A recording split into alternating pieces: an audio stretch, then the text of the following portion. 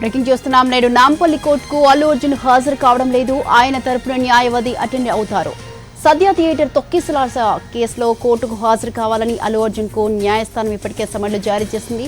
నేడు 19 మంది నిందితులు వ్యక్తిగతంగా హాజరు కావాలని కోర్టు సమన్లు ఇచ్చింది. సద్య థియేటర్ తొక్కిసలాట కేసులో A11 గా ఉన్న అల్లు అర్జున్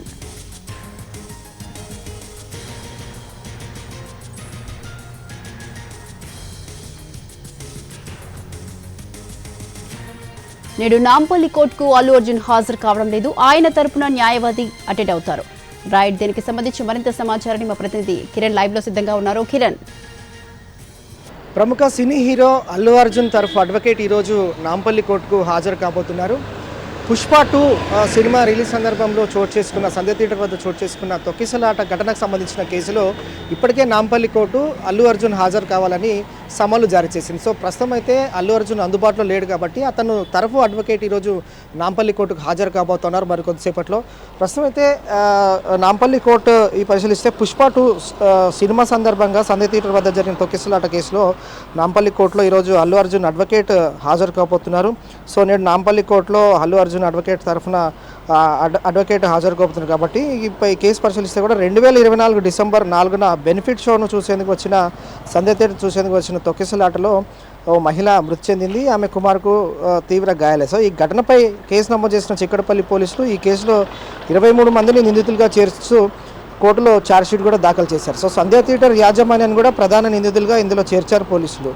సంధ్య థియేటర్ యాజమాన్యం A1 నుంచి A10గా నిందితులుగా చేర్చారు. అలాగే అల్లు అర్జున్ కూడా ఇందులో A11గా నమోదు చేసి ఛార్జ్షీట్ కూడా ఫైల్ చేశారు. సో ఛార్జ్షీట్ను పరిశీలించిన నాంపల్లి కోర్టు ఈ కేసులో ప్రాథమిక ఆధారాలను బట్టి 19 మంది నిందితులకు సమన్లు కూడా జారీ చేసింది.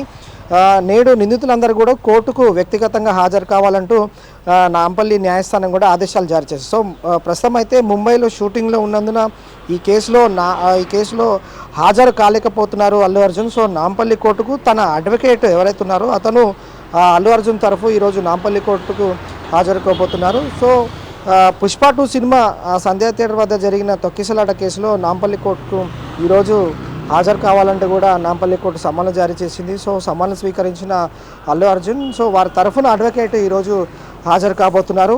ఇంకా నాంపల్లి కోర్టుకు మరికొద్దిసేపట్లో అల్లు అర్జున్ తరఫు అడ్వకేట్ రాబోతున్నారు కాబట్టి ఈ కేసుకు సంబంధించి కూడా దాదాపు ఎవరైతే నిందితులుగా ఉన్నారో వారందరూ కూడా వ్యక్తిగతంగా హాజరు కావాలని నాంపల్లి కోర్టు సమన్లు జారీ చేసింది.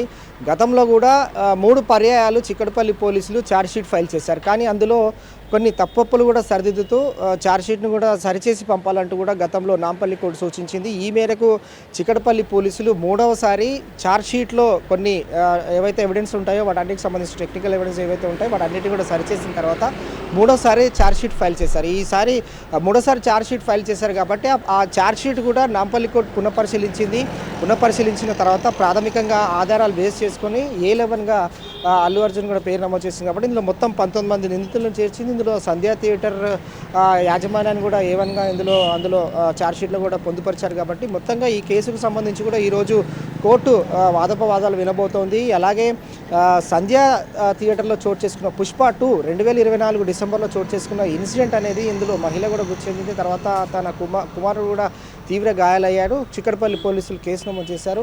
సో ఈరోజు హాజరు కావాలి పర్సనల్గా అంటూ కూడా సమన్లు జారీ చేసింది.